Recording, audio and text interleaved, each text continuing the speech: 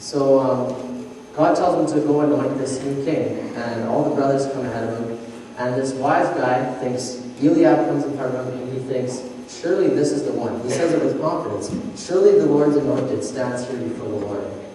But even in this situation, God saw something different. He said, no, I rejected that one. It's someone else. So that kind of boggled my mind. It's like the wisest guy thinks this is right, and God says, nah, not so much, So that's one thing I want to get out of this. And the second one, which is the first point of my sermon here, is God sees the heart. He's kind of got a different way of looking at things. God gave Samuel whole new criteria for choosing the new leader of Israel. He said, look at his heart, not his physical stature and whatnot. Let's take a look at the context of the story. If you rewind like a chapter before here, God tells Saul, the king of Israel, to wipe out the Amalekites. Saul's the king of Israel, and he says, you know what, go wipe out the Amalekites. Saul goes to battle, and he has the Lord's favor. He's kind of killing all the Amalekites, and it's working good for him. But then the story says, by the persuasion of the Israelites, he decides not to kill all their cattle and not to totally wipe out all their cattle and their sheep, and he actually spares the king's life as well, which God told him to totally wipe them out. So he kind of compromises there. Then God tells Samuel the prophet that he has rejected Saul as king, and to go to Bethlehem to Jesse, for one of his sons was chosen by God to be king. We need to remember that as Samuel's looking for a king here, the nation of Israel is in a time of war, so we're not looking only for a leader, but a military leader. And we also need to remember that David was the one who was picked, right? But this is before the time of David and Goliath. And for me, my thinking of David when he fought this Goliath, the stories I was told, he's this little shrub of a kid still. So if this story is before that, he's even more of just a little ankle biter yet. But and he's the one that got chosen. So God must have saw something different in this guy. He saw the heart, something that we don't always see. There was something to do with his heart that God said, this guy's got what it takes. As I was preparing my sermon, I just couldn't get a few stories out of my head from my past times.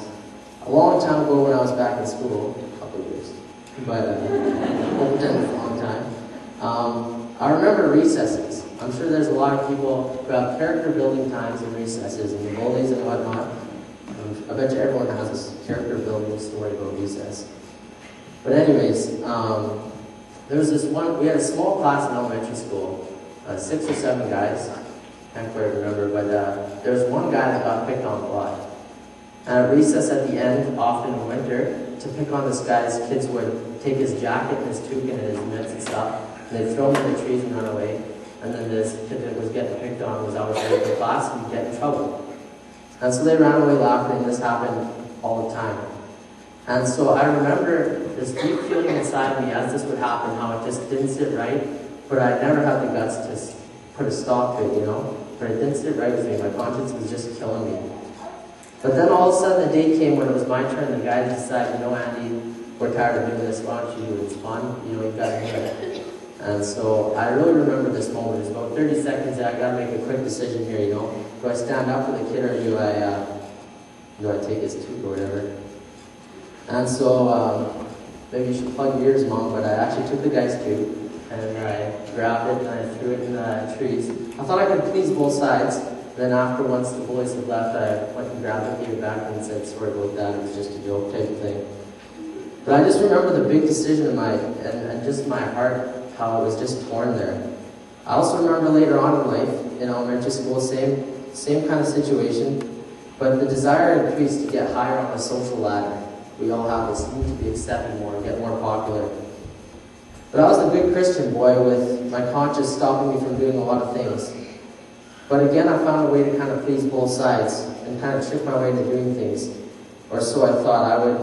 I would con others into picking on other people so they would get pushed down and then I would kind of get raised up by it. But I remember just persuading other people to pick on other people so I didn't have to do it, but still in a sense I got raised up, And so I think these stories really stuck out to me, just the heart of the situation, because I tried to look at them in God's eyes. It says God doesn't always see what we see, but he sees the heart of a situation or of a decision.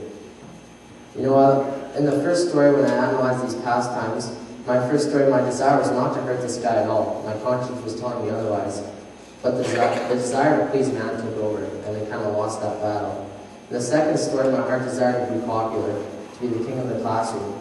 My heart was in a lot worse shape. I could really see the difference how my heart's desires had really gotten damaged over the years. And God saw this. He saw all of it. He didn't see necessarily the actions, but he saw the heart of the situation. It says in this passage that the Lord looks at the heart. Man looks at outward appearance, but the Lord looks at the heart. 1 Samuel 16:7. You know, I'll be honest with you. When I read, going through my Old Testament, reading the Bible and whatnot, I usually sometimes get very confused with God's judgment. For example, even in this story, God told Saul to wipe out the Amalekites. And he pretty much did. I mean, he just spared the king's life and he kept a few cattle and sheep. But even if you read the story, he sacrificed some of those to God. But he pretty much wiped out the Amalekites. You know, he compromised a little bit. But, you know, after this small act of disobedience, God told Samuel to anoint a new king. So all of a sudden, Saul's no good anymore because he just messed up once, you know? Anoint a new king. And it says in 1 Samuel 16:14 that the Spirit of the Lord left Saul. And I read further and it says that an evil spirit was sent to torment him. I don't know about you guys, but to me this sounds a little harsh. And this happens once in a while as I'm reading through the Old Testament. The thing I'm learning though, and I think the thing we need to understand, is that God sees the heart of the situation, the thing that we don't always see. God saw the heart of Saul when he made that choice. He saw the heart of his decision making. And I think if we could see into that more, it would make a lot more sense. But the Lord always looks at the heart. Kind of on a different note here, when Jesus was on earth, he was at the temple in Bethel preaching, and this guy asks him, what is the greatest commandment?